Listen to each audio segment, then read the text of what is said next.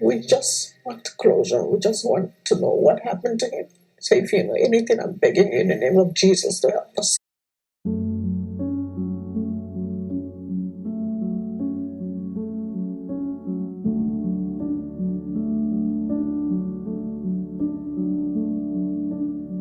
What's good, guys? Welcome back to the Milk Carton series. I'm your host, Stephanie, if you are new. And as always, guys, we thank you for tuning in. I wanted to start this video off. I actually had to re-record this video because I got super emotional. But I want to send a happy Mother's Day to every mother out there, especially my mothers who are grieving a child, grieving their own mother. They are missing a child, or they have a child who was murdered. The case was either unsolved or resolved. I am sending a huge love to you all. I wish I could give you all a hug and just, not tell you that things will be okay, but just to take some time out for you this weekend. Do something that reminds you of them, whether you are the mother who had lost a child or you are the child that has lost your mother. That is me. I am a child that lost my mother and my grandmother because she had a helping hand in raising me. And I have been super emotional this week, and I've been trying to use that to fuel putting out content because today's story just really, really touched my heart. Like, I really got emotional filming this episode because I watched, and here goes the tears, y'all. I promise you, this is real life. Like, I really feel wholeheartedly for people out there who are missing their loved ones and they don't know where their child is. I wholeheartedly do. And I'm not going to record this again because I have tried 2 times to record this. So please disregard the eyes, okay? So if I'm looking sideways or looking down, it's because I can feel the tears, okay? So we're not going to talk about it, all right? We're going to keep it pushing. But I watched his mother's interview and it just touched me. It made me cry because I felt her pain as a mother. I felt her pain as here it goes. I felt her pain as a person who truly, truly wants to know what happened to their child. That's just wholeheartedly how I felt. So today's episode will focus on Jonathan Bandabaila. Hope I'm pronouncing the last name correctly. I looked at videos just to make sure. But like I said, I seen the interview and it just touched me. And then I seen a missing person's photo floating around on Instagram because I follow Black and Missing.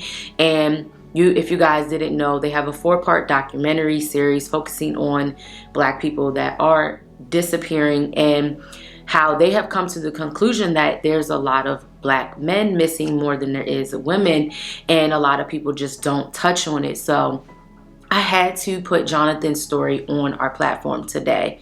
Now, Jonathan disappeared on May 3rd of 2019.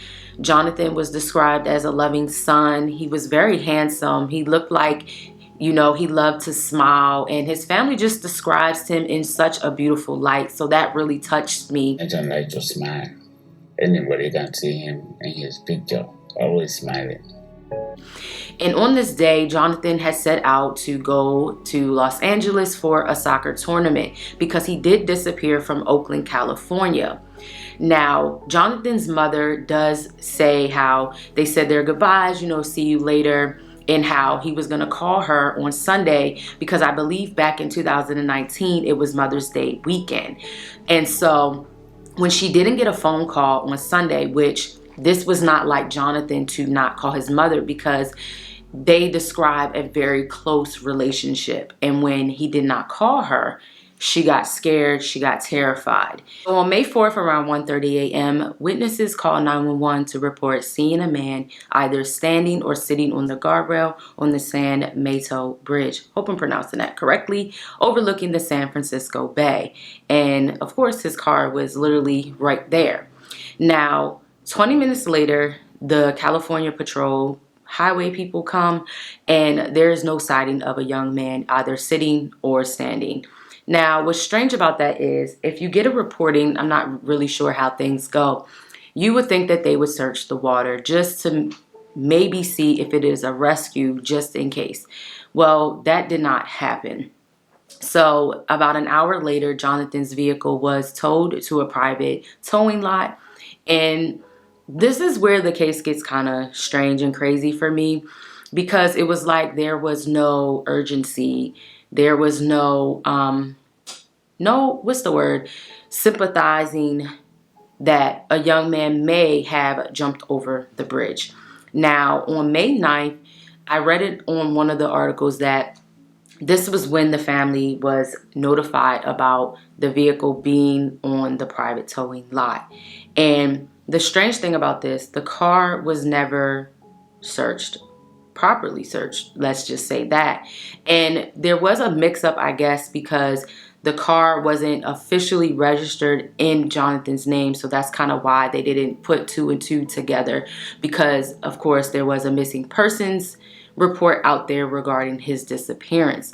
But the thing about that is they searched it like a month later, and then law enforcement somehow tells the towing company that they no longer want the vehicle because the family was trying to raise money to get the vehicle out of the towing company.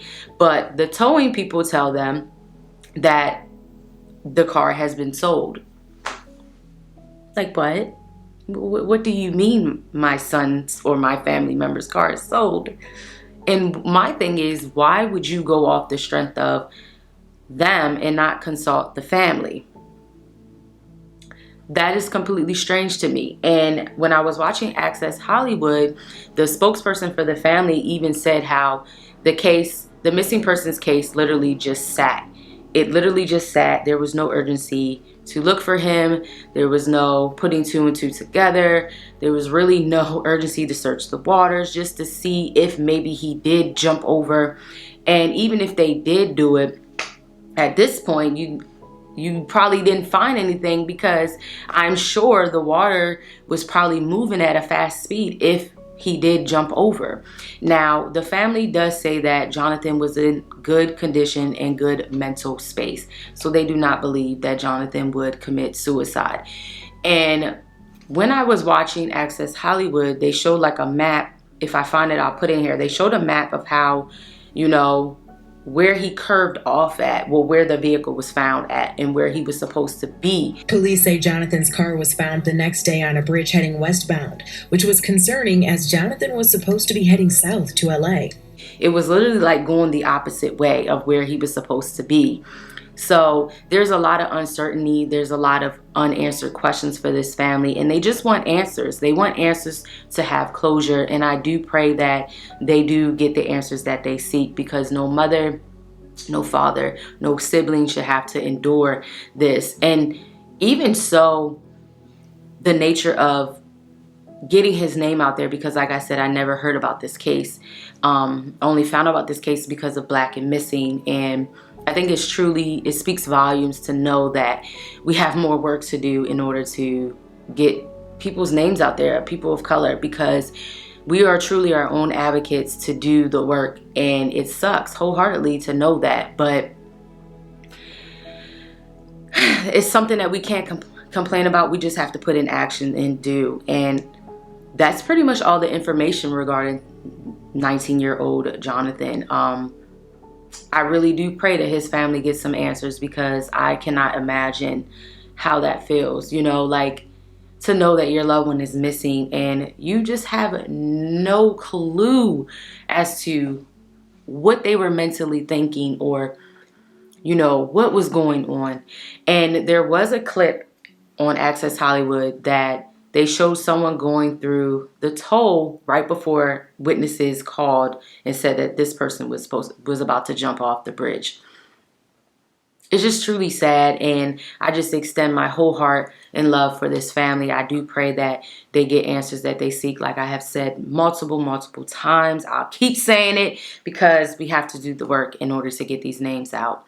So as always, guys, I'm sending you love and light and sending major love to the family. And I hope in this Mother's Day weekend that, you guys can find something that brings you some type of joy. I know it can be hard, and I know it can make you super emotional. I mean, you guys see me got a tissue over here doing a video, but I am extending all my love. So until the next episode, guys, I'll see you, and happy Mother's Day. Bye, guys. We would do anything, just to get Jonathan back home. We just want closure. We just want to know what happened to him. So if you know anything, I'm begging you in the name of Jesus to help us.